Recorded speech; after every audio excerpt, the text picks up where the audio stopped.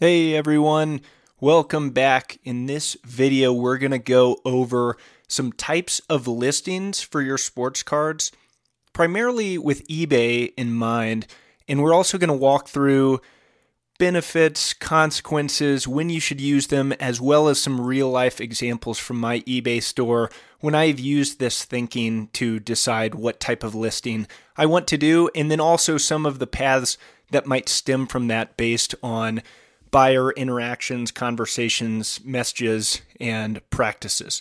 So as a heads up, I'm going to be sharing this Google document as the primary presentation item for this video, and this will be made available to you either through the comments or the description. It's a publicly accessible Google document designed to be one page. That way, if you're really wanting to remember these, heck, you could print it out and put it above your desk if you're just getting started and don't have these practices memorized, perhaps. But hoping it can be a good resource for you. I'm going to be doing more videos like that with this type of one-pager associated with the content.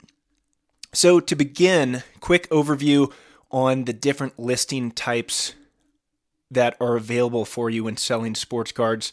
Again, with eBay in mind. But before jumping there, I really want to set the stage by asking probably the three most important questions when deciding what type of listing you want to use for your cards. First, how important is a maximized sale for this item? Second, how long am I willing to wait and hold on to this card? And finally, do I have a good idea of what someone might pay? All three of these can and will and should impact your selection for a listing type. And we'll not provide perfectly direct answers to all of these, but it'll be weaved in this style of thinking as we discuss the different listing types that you can do for your sports cards. Just as a disclaimer, my primary method on my eBay store is buy it now with a best offer option, with some auctions sprinkled in that don't have the best offer option. That is a disclaimer. That is my preference. You look at other people's eBay stores, they may just do buy it now, fixed price with no best offer. They may only do auctions. They may have some sprinkled in mix between. So I just want to disclaim that up front because that will impact and give a little bit of maybe bias, but at least favoritism towards the types of listings that I prefer. Anyways, let's get to it. The first tried and true, most famous listing type for eBay is, of course, the auction. This is what makes eBay different from other selling platforms and really probably was its leading cause to bringing it to the mainstream when eBay was getting started back in the day. The benefits here, high upside for potential sale price. Sometimes the final price will surprise you. And hey, if you have two really willing bidders who both really want your card, it could go really high. I've had a few neat examples of that where I was surprised and the auction ended much higher than I thought it would, or higher than I would have listed it as a buy it now price. The other really convenient benefit is a controlled sale date. If you're really interested in cash flow and having recurring income, then an auction is going to be, for the most part, 7 or 10 days, or you could even drop it down to 1 or 3 for an additional fee on eBay. And you're going to know when that item's going to sell, assuming the buyer pays and pays within the window. You're going to get that money to you within a range of time that you can control. And then The last benefit is with a starting price, you can actually guarantee a desired return by putting that starting price above, say, the bottom floor. If it sells, of course, it has to sell for you to get that income. But say you really don't want to sell a card below $15. You could put a starting price of $14.99. If it doesn't sell, no worries, you didn't sell low. And if it does sell, it may sell for that minimum, or you could have some folks who bid it up above your heart's content. There might be some fees associated with putting a starting price above a certain threshold, so just be mindful of that. It should give you a little alert before you post that. As far as consequences with auctions, the most glaring consequence potential is it could sell for less than what you would like. This is a common tale. Hey, I listed something and for whatever reason it didn't get the views, or I caught people at a busy time. I put a weird end time on accident and it sells for less than I like. You might also sell something before a peak in the market. This might look like listing some auctions in the off season for some prospects who have been in the minor leagues for a couple years, but they have an amazing spring training. They make the roster and their prices go up outside of your auction window. And then the thing for most eBay stores, practically speaking, there is a limited number of auction type listings per month. For mine, it's 250. So if I wanted to go auctions only for all of my items, I would have to pay an additional fee to list more than 250 auctions in a given month. You want to use the auction in a few different scenarios. Cards of high interest to multiple active buyers is a great time to use these. I really want to emphasize the word active because your auction in all likelihood is going to be up for, say, 7 days. And if you don't have people active on eBay bidding on this within that 7-day window, they're going to miss out on it. They're not going to bid, and you may not get that bidding war that you want. So best works for players with really, really loyal followers. Thinking about guys like Derek Jeter and Ken Griffey Jr. in the retired sector. Ricky Henderson is another one I've had good luck with auctions compared to buy it nows. And then common players who are of high demand at this day and age. Corbin Carroll, Ellie De La Cruz come to mind as people who are going to have a lot of active buyers on eBay.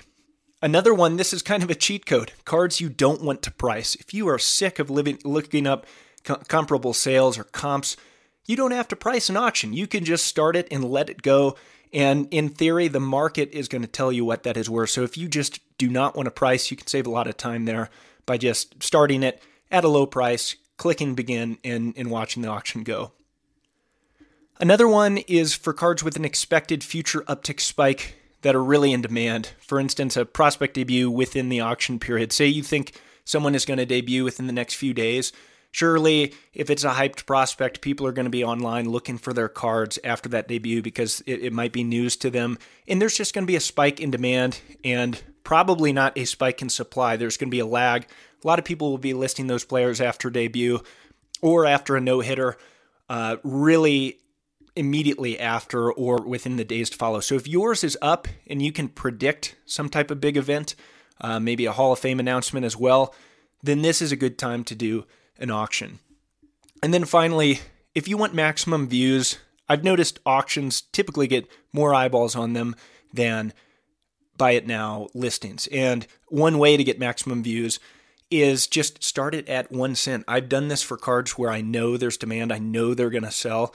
I start at 1 cent. That way, if someone sorts by price, low plus shipping, that's going to be the first result on everyone's page until it gets bid up.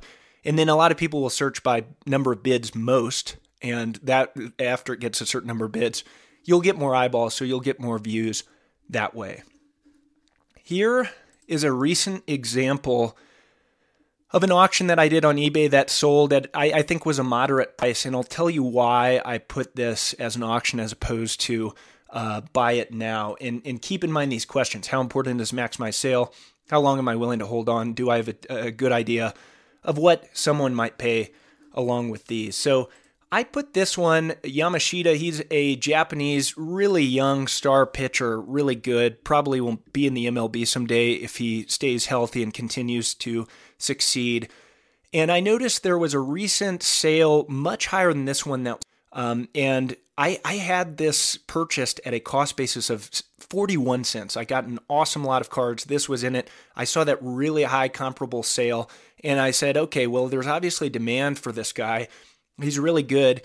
I could hold on to it for a few years and see if he's the next Ohtani or Yamamoto or something, but I don't really want to do this, and I got this at such a low price. I'd rather just cash in now, take my gains, and move on to the next sale. And the other reason I chose an auction is because of this damage that came on the card. This is a manufacturer defect where there's some delamination, some peeling, which greatly affects the value of the card. And I didn't want to deal with grading this. I also didn't want to deal with buy it now price and people haggling and using this as a negotiation tactic.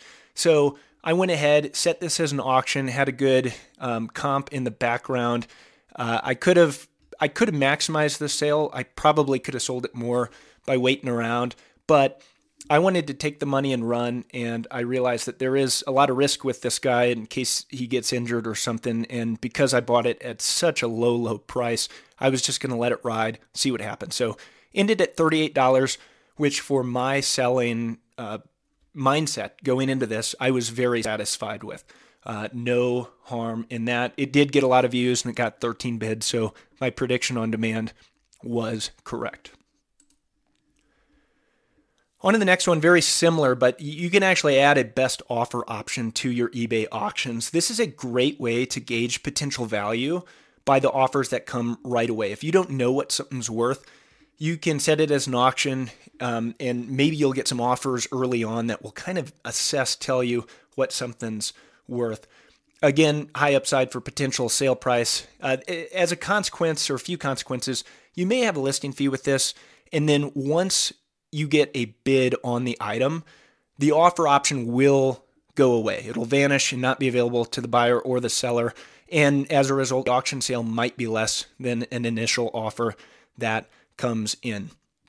I think this is best used with niche or rare cards that you're uncertain on the value, but okay at selling at any price, and you think it may have some interest into it. One example I can't show on eBay because it's so old. I did this probably over a year ago. I had some old NBA poker chips, not even cards, but kind of cards adjacent. It included guys like Kobe Bryant. No clue what they were worth. There weren't many comparable sales, and it had some star players, but it's poker chips. What's the market for that? So I used auction with best offer. I started the auction probably at a standard price of $1.99 or 99 cents. And within a few hours, I started to get offers. I got one offer for $20 for this lot of 50 or so poker chips. It may have been even less than that, but I got one offer for $20, one offer for $15. So that told me, hey, if I'm getting multiple offers, these must be of interest to certain people. And then in that dollar range, I would have been thrilled with that price because these things had been sitting in my closet since I was a kid. And I'm not an NBA fan. I don't play poker, and they're really hard to display. I probably would keep a Kobe Bryant card, but not a poker chip. So it fit that when to use category. Niche, rare cards or collectibles when you're uncertain on value, but okay with selling at any price. Sure enough, someone bid on it, and it ended up finishing around the $50 mark. So if I would have accepted those offers, which I still would have been happy with, I would have lost out on the final sale, which was $50 or so, which I was thrilled with because it was more or less free money coming from my closet. So that's one example of a good time to use that. My go-to is the buy it now fixed price with best offer. Before talking about the best offer option, just the general buy it now is really good. You can gain watchers, and one really neat feature that's pretty recent to eBay is if there's a watcher on a certain card, you can actually use a send offer function to take an interested buyer and give them a better price. And I have found you get a much higher chance at converting the sale using this than just waiting around for someone to pay full price. So that is one thing to keep in mind. If you don't have the best offer feature enabled, it's still good because you can find interested buyers through the watchers. The cons here, you can have it sit for a very long time. If it's at a price that is higher than what the market's wanting to pay, it may sit there until a willing buyer comes along, and it may require some hands-on pricing adjustment. I do this quite a bit for stuff that hasn't sold in a long time in the course of months or years. I'll just lower the price, and maybe that'll help reach a sale. Or I may end the listing and just compile all those things into lots, which are probably going to be easier to sell than singles, but at a much, much lower profit margin per card to you. This is really good to use for cards with stable, comparable sales, comps, or expected future uptick, spike in demand. So you can actually list higher than what the market is willing to pay for something where you expect maybe a prospect debut. And then when that big event happens, someone might click the buy it now button. Or if it's a stable price and you don't want to deal with petty offers, just list it at a fair price and someone will buy it if it is a good deal.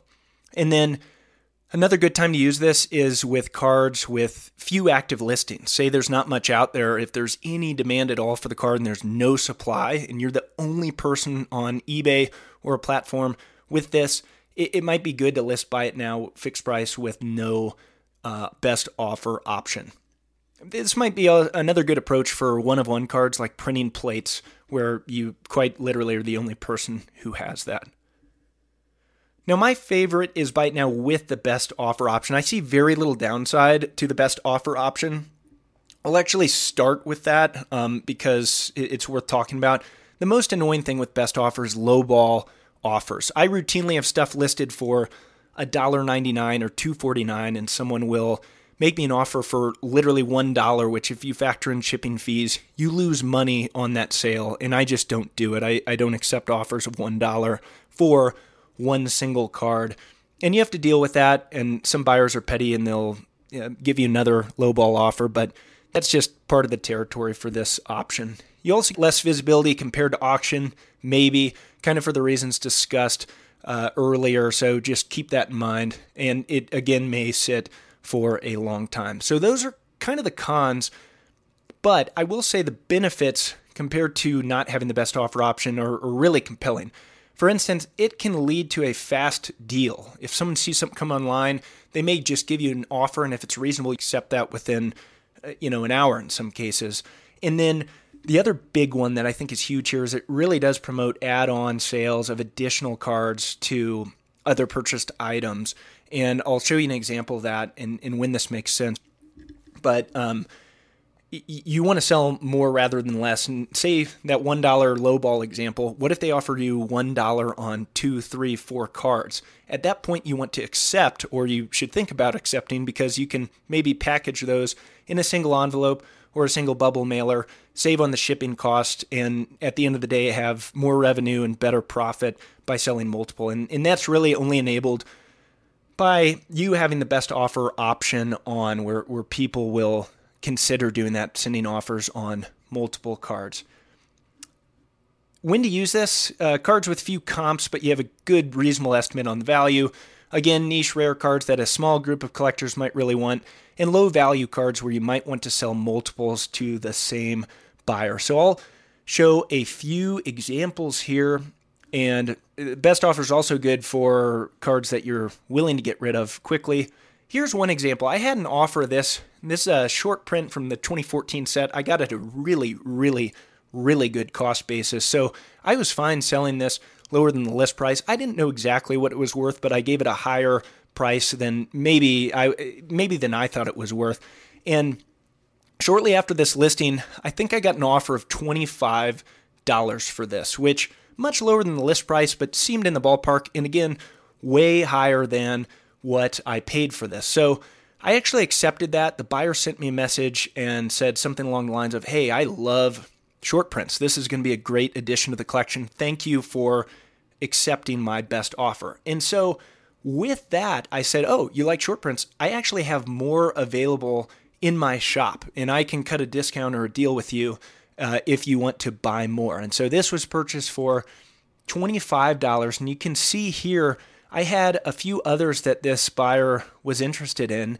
2018, Dustin Pedroia, and a Hank Aaron 2017, both that I got at real good prices, and they were listed for $8 to $10 or something, and we just messaged on eBay and said, "Okay, if you offer 5 on these, I'll accept those, and I'll ship all of these together." So that's what happened. I turned this $25 deal into a $35 deal plus shipping, just because I had that best offer option on. I accepted a lower offer than maybe I could have gotten, but it led to a higher conversion with a little bit of manual messaging about what else was available in my store. And most buyers, this is such a common thing, but they won't look at your store before buying a single card. It's really hard to get multiple card orders.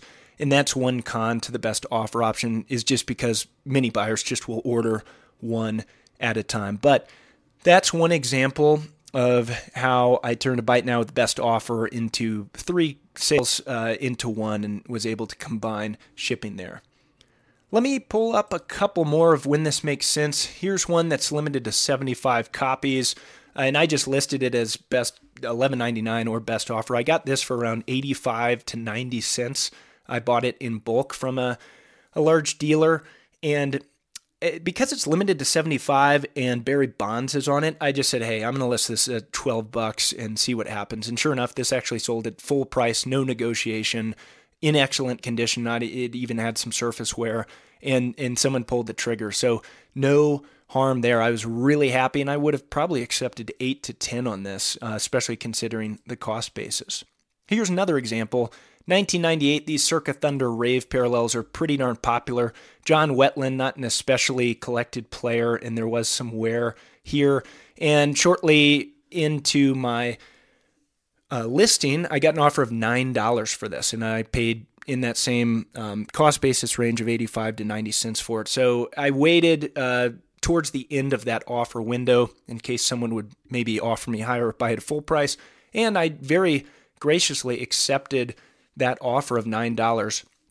And they may not have been willing to pay this if I didn't have best offer on. A couple comments on really what I just described, but if you don't have best offer option on, very rarely will someone message you and ask if you can take a better price. So that's another reason why I like having best offer on. And then the other thing to keep in mind is you typically have 24 hours to accept an offer. So it really doesn't make much sense unless you're leaving town or headed to the post office soon. It doesn't make too much sense to accept an offer right away. You might as well wait towards the end of that offer window to accept, just in case someone does want to pay full price.